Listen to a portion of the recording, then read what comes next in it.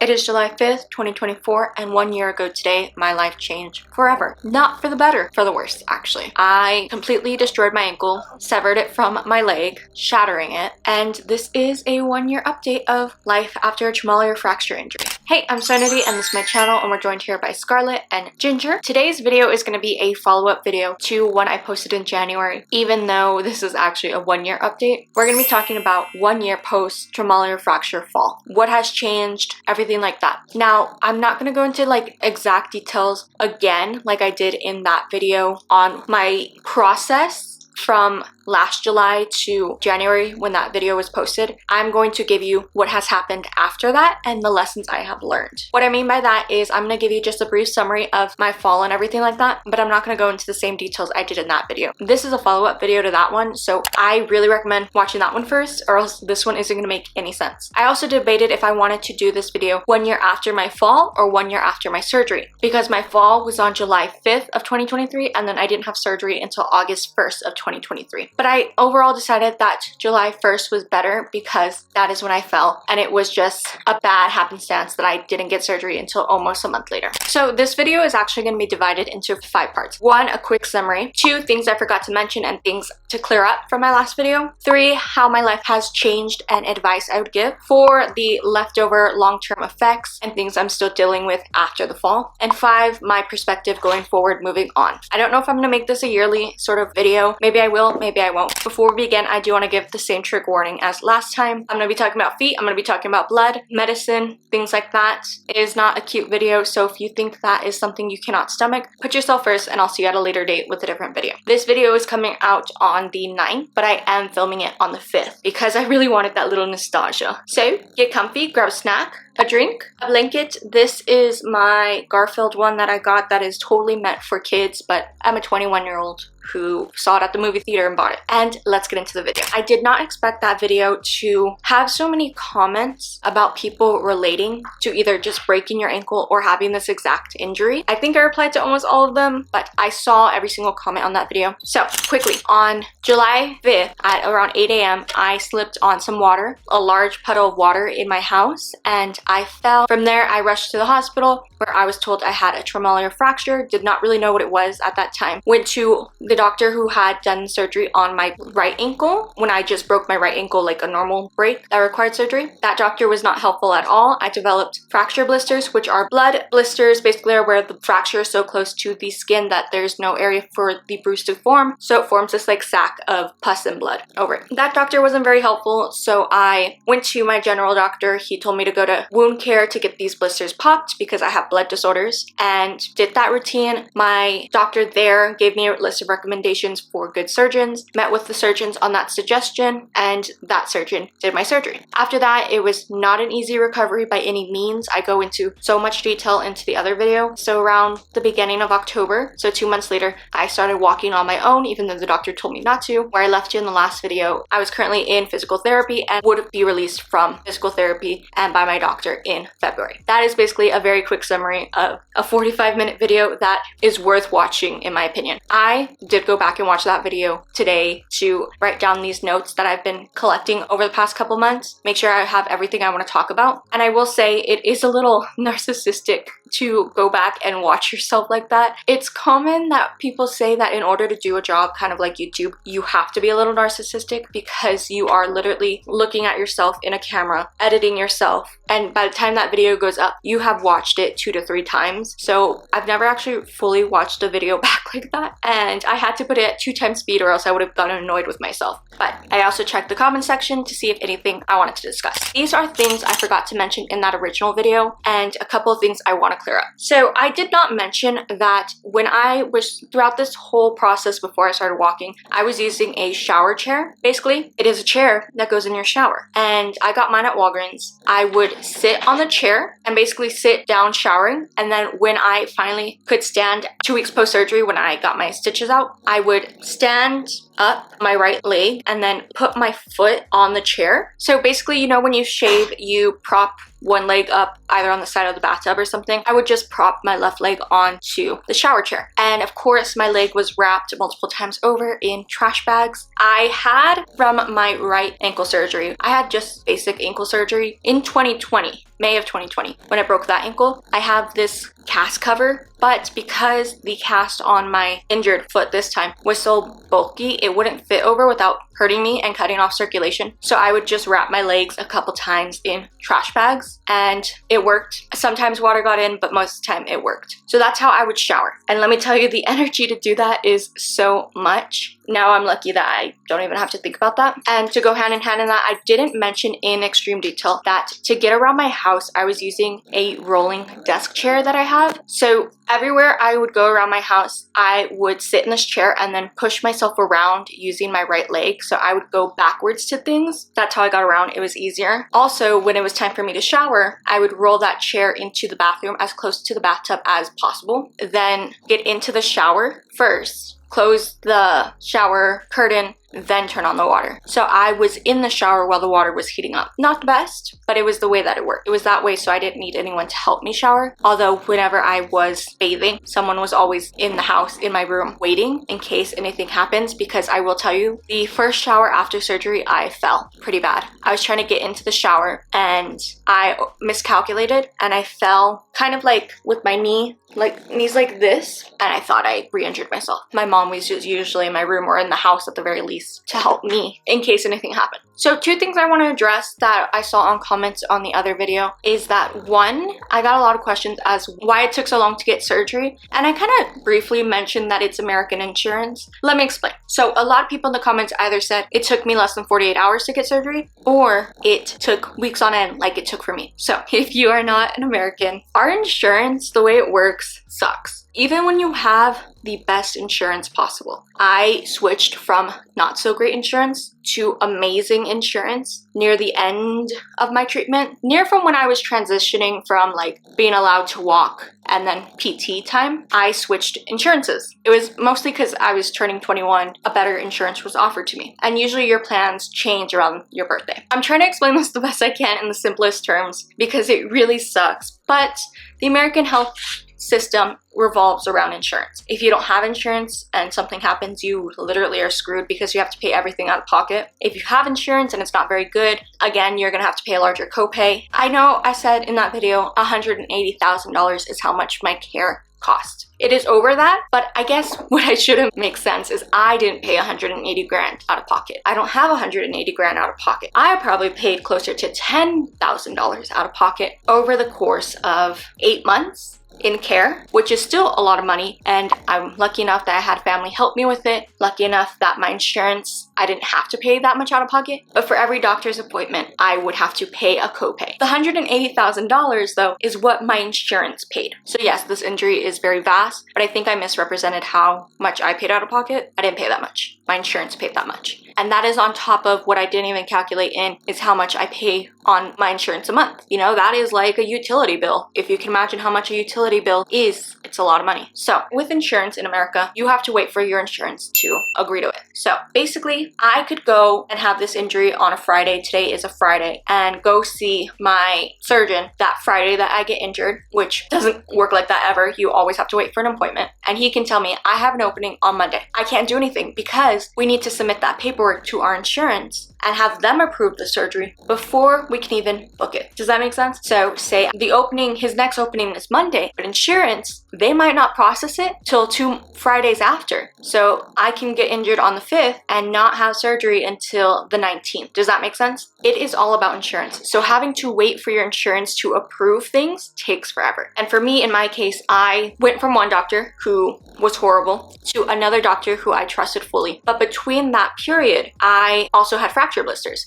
And with fracture blisters, I had to wait for them to go down. So between switching from one doctor who was totally useless and wasted like 2 weeks of my time to switching to this other doctor at the 3rd, 4th week of July, in the middle, I had fracture blisters. So I was seeing another doctor, a OT, I believe, in a special wound care part of the hospital to get these fracture blisters down. And also with me, I got the fracture blisters because I have a couple conditions that I spoke about, but I have hemophilia, which is the blood disorder, Ehlers-Danlos, which is a connective tissue disorder, and type 1 von Willebrand disease, which is another blood disorder. So I developed these fracture blisters because of that. So I hope that makes sense of why it took me so long to actually have the surgery. Next, something I saw, it was a couple of comments, but it bothered me because I know a lot of other people in the comments are in the thick of it right now, and I tried to give encouraging words because that's what I needed when I was in that position. What I can only say is, just because we had two different experiences with the same injury does not give you the right to kind of like belittle other people's experiences. In this situation, there was a couple of comments that were like, try $1 million copay. It's like, okay. Another person said, it just seems like you got a bad anesthesiologist when I talked about a nerve block. When tons of other people in the comments were like, yeah, I've had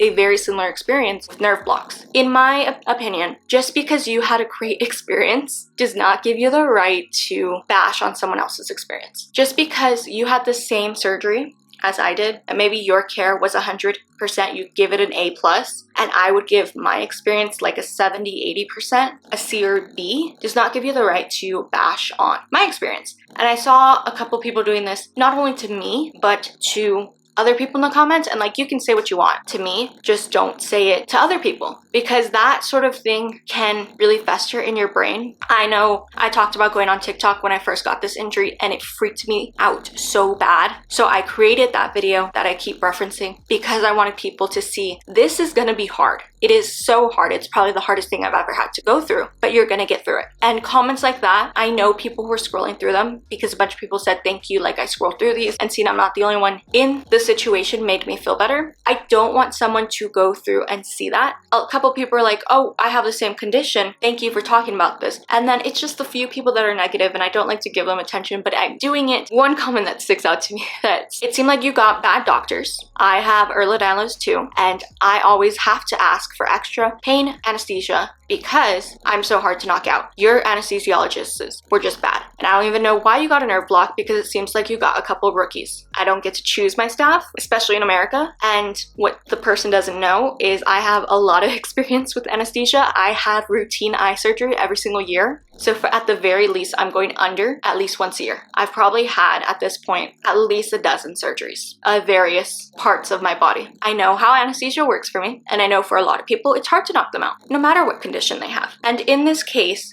my anesthesiologist was someone that, how do I explain this? So my anesthesiologist on previous surgeries is someone my family knows, but since I wasn't having the surgery at that hospital that I have my eye surgeries at, to be specific, this anesthesiologist, I don't know why my family knows so many, but the head of the anesthesiologist department in this hospital is someone my family knows personally. So if it wasn't a good anesthesiologist, they wouldn't be on the team. I know that for certain. And having the same condition does not mean our bodies are the same. So next, I want to talk about how my life has changed and advice I want to give. The number one thing I'm going to tell you is the fear is always going to be there. There is not a day that doesn't go by, at least the tiniest of thoughts, that I could fall again. The fear of falling again, the fear of re-injuring, that is terrifying, and it's always there. That fear is never gonna go away. You just kind of have to learn to get used to it. What I'm trying to do is to turn that fear into motivation, and I'll speak on this a little bit later, but motivation mostly to like exercise and move my body and practice stretching and that stuff. Next, there are pains on certain days. I know personally earlier in this year, I had food poisoning and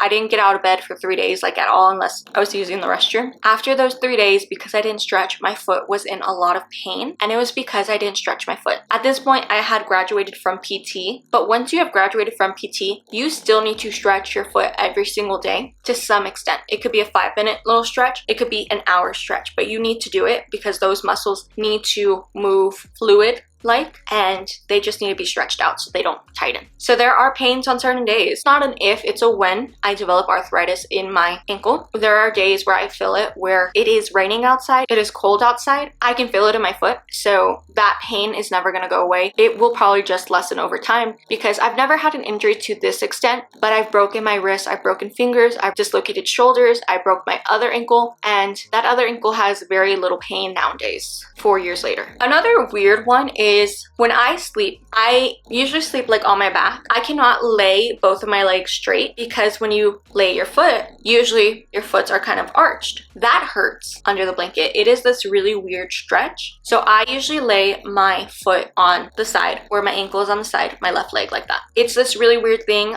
when I wake up in the morning, I always like stretch my body, like elongate my limbs and everything. That stretch hurts. I wouldn't really say it hurts. It just is like a pull. I also have noticed that I get a lot of Charlie horses in my left leg, especially when I wake up. That is when there's like a problem. But I am taking my PT pass, like going forward, very seriously. I try to stretch every single day. Well, I do stretch every single day, but I try to do some sort of extra form of stretching. So that is Pilates right now, just like at home 15-minute workouts. I'm trying to build up the muscle again on my left leg because after being in a cast for so long and not walking on my leg for so long, my left calf was significantly smaller than my right. So I'm working towards that. I'm working to being able to like bend down on only one leg when I need to pick something I dropped on the floor or something like that. And something I also didn't mention is that during that time when I couldn't walk, I was getting dressed sitting in a chair. Like my desk chair was my best friend. It would roll me to the restroom, it would roll me to the kitchen, it would roll me everywhere. So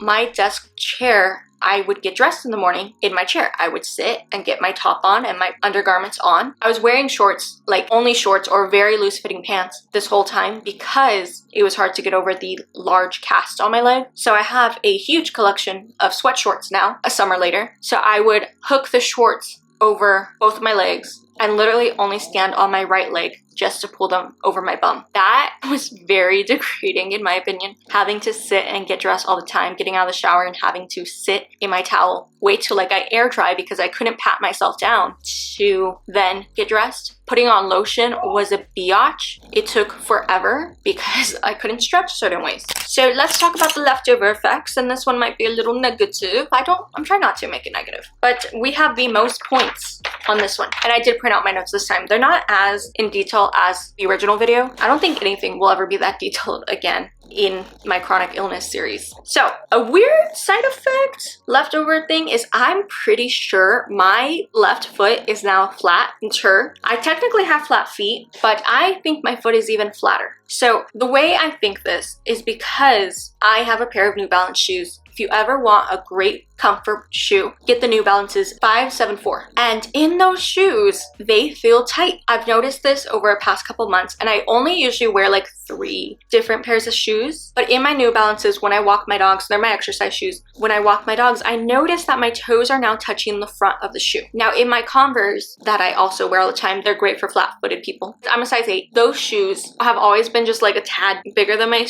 like little leftover room. In the New Balances, my feet are now touching the front, so I know I probably need to go buy a size 9, which is weird because I don't own any shoes that are size 9. I think my feet are now flatter from this, which could totally be not true. I just think it's true. In the past video, I said my scars would be a little funky because I had those fracture blisters, and when they popped them, they told me it was going to stay exactly like it was. They were going to scar like that. They did. I have 2 little pieces of what I call Canadian bacon. The scar on my inner leg healed beautifully. She's gorgeous. The scar on my outside, ugly, ugly. Sometimes I'll look down at my leg and be like, oh, that scar shows strength, and it gives me so much like, wow, you did that, like confidence, like you survived that. And then I look at my outer leg and I'm like, who touched what did they use with that scalpel? That is a jaggedy scar. It's mostly because the steri stitches they put on after taking out the stitches, some of them fell off too soon on the outer side, and the scar, it didn't close properly. With that, half of my foot is still dark. I talked about this again in the last video. I don't know what to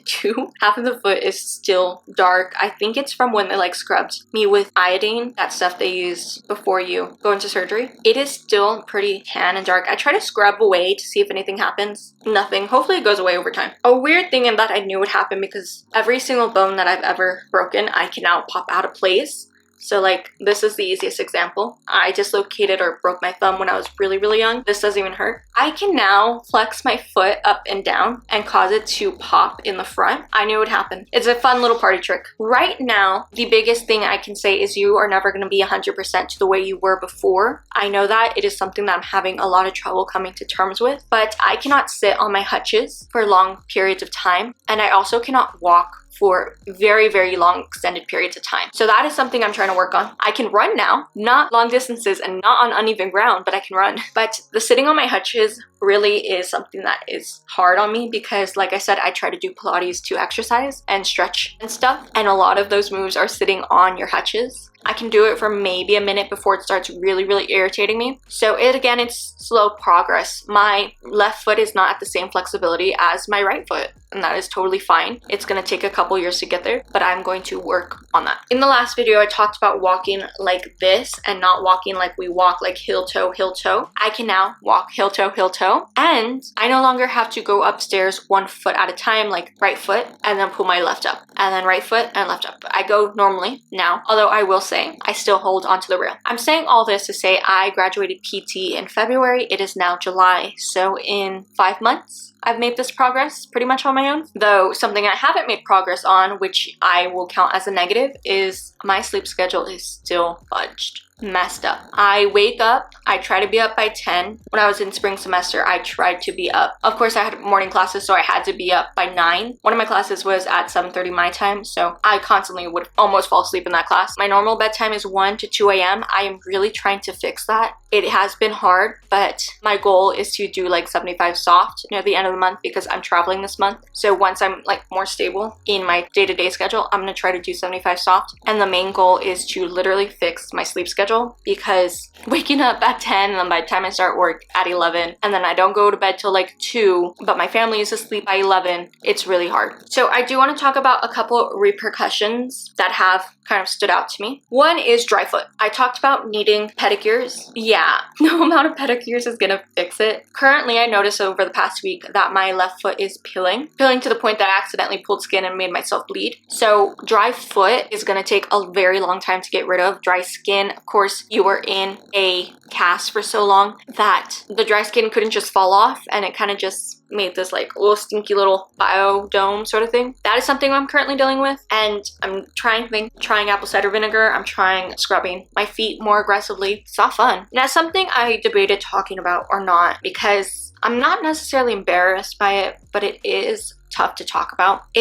I've talked about my self-care going down a lot. I showered only 1 to 2 times a week. When I shower every single day, I love hot showers, and I used to wash my hair 2 to 3 times a week, and during that time I'd wash my hair maybe once or twice a week when I couldn't walk. So basically between like July to the end of September. That one messed with my hair a lot because it made my hair really dry, but that is not what I want to talk about. I brush my teeth twice a day, floss, scrape my tongue. You need to be scraping your tongue if you're not, okay? Mouthwash, brush, everything. And during that time, like I said, my sleep schedule was so messed up. I was waking up more around noon to 1 during that time. I would only brush my teeth once a day. And you're like, well, a lot of people only brush their teeth once a day. But I would kind of rush through my routine. I wouldn't floss every single tooth. I wouldn't scrub my tongue as long as I should. I wouldn't mouthwash as long as I should. I'd always like brush my teeth for the 2 minutes because I have a Quip toothbrush and it's on an automatic timer. But I think you need to understand, standing for long extended periods of times, I wasn't able to do that. Every single daily activity I do today, and you probably do today, was 10 times harder to do then. So literally me getting up right now and like going to the kitchen, I could not do that without sitting in a chair and rolling myself there. And the amount of energy it took to get from my bed to the chair to roll was like running a mile. And it sounds dramatic, but I'm not lying. So I have a high platelet in my mouth, like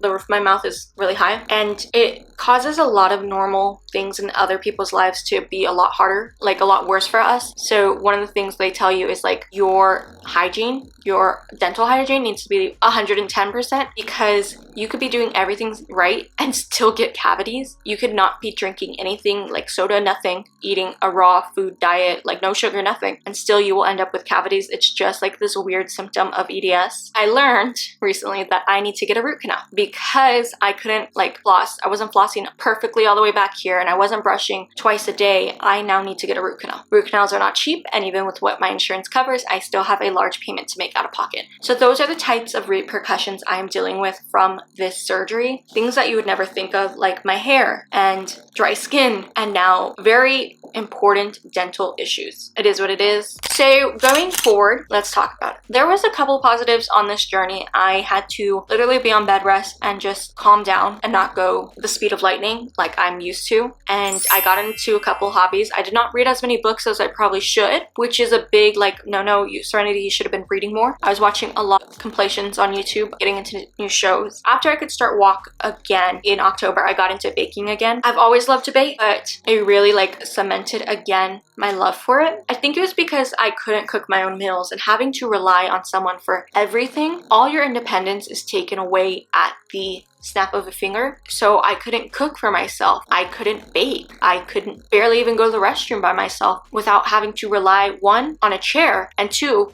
on my phone to make sure like if I fall or something, I can call someone. I was not alone for long periods of time in the house because not like a flight risk, I was a fall risk. So I think having every single piece of independence taken away is really hard. I could not do my own laundry, which I don't even like doing laundry, but I would like to have the option to do it. And that's what I think this whole injury comes down to, is wanting to have the option to do things, but now it's taken away from you. So I think I got into baking. One, I wanted to make my 21st birthday cake, but having that ability to do it again was really important. And now I do it for fun. I love it. It's a great hobby for me. One day I hope to open a bakery. So another fun hobby that is really expensive actually is I got into Formula 1 racing. Ironically, the way I got into it is weird. I talked about how my family would take me to movies a lot because I could sit in the recliner chairs and my foot always had to be elevated. One of the movies we got very early tickets to see was Gran Turismo, which is like a racing movie about a different, not F1 racing, a different circuit. My brother wanted to go because he loves video games, so we went to go see it, and I had a lot of time on my hands, and I was like, I wonder,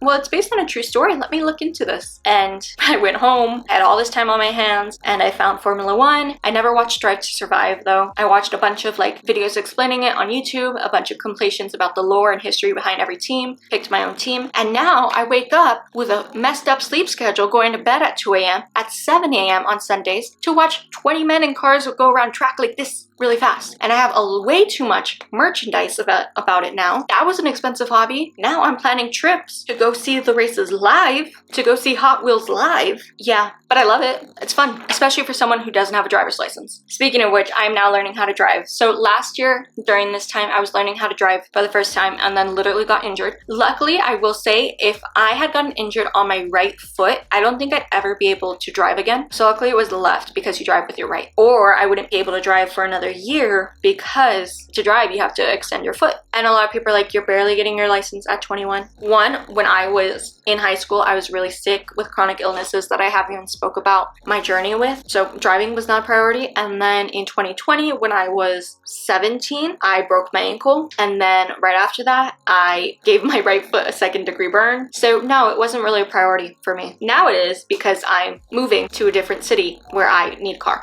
and can't be a passenger princess forever. What I will say is I'm grateful that I wasn't at my peak last year, like I wasn't girl bossing too close to the sun, because if I was on the health journey I'm on now last year and trying to lose weight and trying to be the best version of myself and eat the best and give up Dr. Pepper, which has been really hard, so don't clock me on that if you see me drinking Dr. Pepper. If I was at like my peak fitness, my peak mental health game, my peak everything, and this happened, I don't know if I would have made it out alive. I was just coasting through life. Now I'm on that health journey. So if you see me skinty, that I slipped through the drain in next year's 2-year update video, mind your business, okay? Because now we're on that health journey, and that's where I'm gonna bring that fear back in. The fear, yeah, she's great motivation. The fear of like not being strong enough and falling again, that will motivate you so much. So I'm trying to turn that fear into, not trying to tell myself that's like an irrational thought and it'll never happen again, because I don't know, but using that fear like, girl, if you want to prevent it from happening, you need to make sure your ankles are strong enough.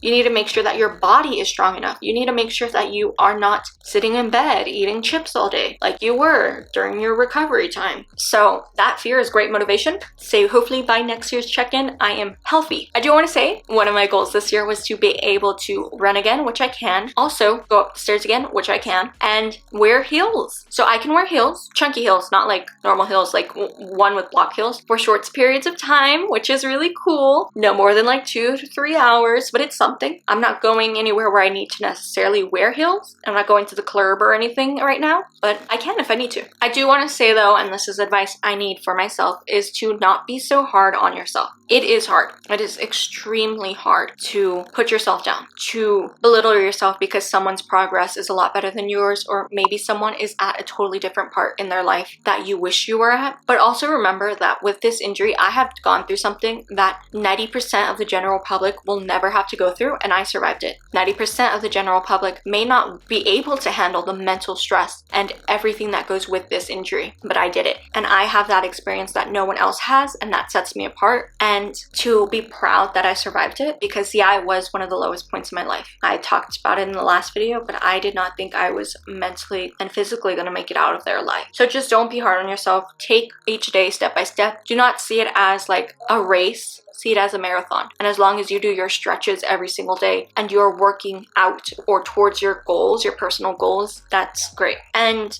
with that, everything I had planned for last year, I am now doing this year. So I mentioned that I was supposed to fly out 2 weeks after I got injured to Boston to go apartment hunting, because I was gonna start attending UMB, University of Massachusetts, Boston, in the fall. I'm now 1 year under the belt. I'm going into my junior year. And if everything goes to plan, I will graduate next December. So I'm so lucky that I had a school that has such an amazing online program where I could do my whole first year online and not be put behind, and in fact actually like kind of get ahead. So none of that changed. I am exactly where I would have been if I moved there. I'm still on track to graduate when I wanted to. It is hard though, because I'm going to be turning 22 in October, and it's like, this is not where I wanted to be at all in my life. And I think social media has kind of ruined that for all of us, that you see people who are the same age as you or younger than you accomplish these amazing goals, and then you're like, I still live at home. I try to remind myself I'm very blessed that I can live at home, that I have a family that loves me and loves that I'm home, and kind of like wishes I never moved out. But now I'm finally doing everything I was supposed to do last year on my own. Yes, it's a year later, but I think now I'm mentally prepared to do it that I was last year. And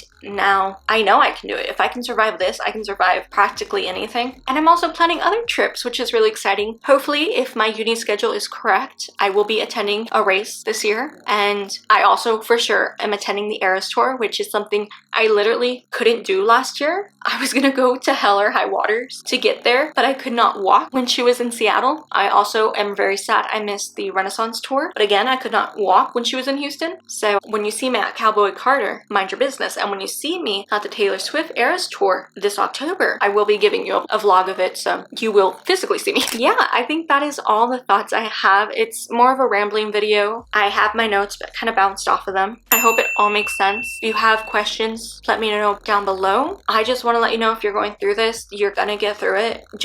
I would take the time of bed rest and kind of appreciate it. And that sounds kind of harsh. And like, Serenity, how do I appreciate it when I'm in severe pain? I understand, I've been there. But sometimes there's days I wish where like I woke up and I didn't have responsibilities. I didn't have to, cook for myself or do my laundry or literally any responsibility that I have. Sometimes I wish I could just lay in bed and watch Bridgerton all day. So there are a lot of things I still need to work on, and hopefully by next year's update, if I choose to do it, if you want me to do it, I might just do it. It's my channel. Hopefully I have accomplished the things that I set out in this video. I will leave you with this quote that my family said to leave. I asked them if there's anything that I may have missed that they witnessed firsthand that they'd want me to mention, and they decided to give me a joke. And that is, put your best foot forward. Now, I have 2 bad ankles, but right now my right foot is the better foot, so I'm walking with my right foot forward. Anyways, don't forget to like, comment, and subscribe if you want. Follow me on my social media. It is all linked down below. And as always, as a palette cleanser, a little mood booster, we have the doggo picture of the day, which is this picture of Nova. Isn't she cute? She's back there. She came in mid-time today. All right, love you, mean it, kisses, don't do anything stupid, and I'll see you next time. Bye. I know you told your friend you're not okay, and tell me what's wrong and why you never said you felt that way.